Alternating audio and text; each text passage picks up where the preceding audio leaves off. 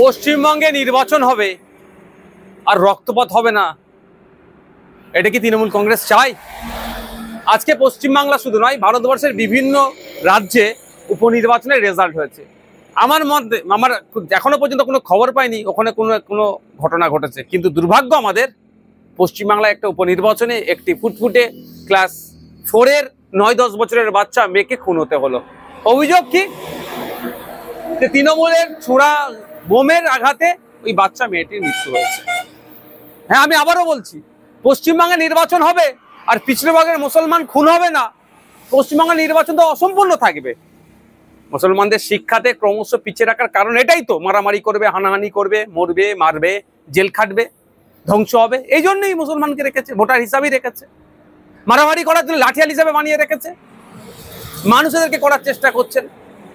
আমরা যারা এর বিরুদ্ধে কথা বলি ওই জন্য আমাদেরকে দোষারোপ করা হয়। এই যে ঘটনা ঘটেছে, রাজ্য সরকারকে প্রকাশ্যে ক্ষমা চাওয়া দরকার।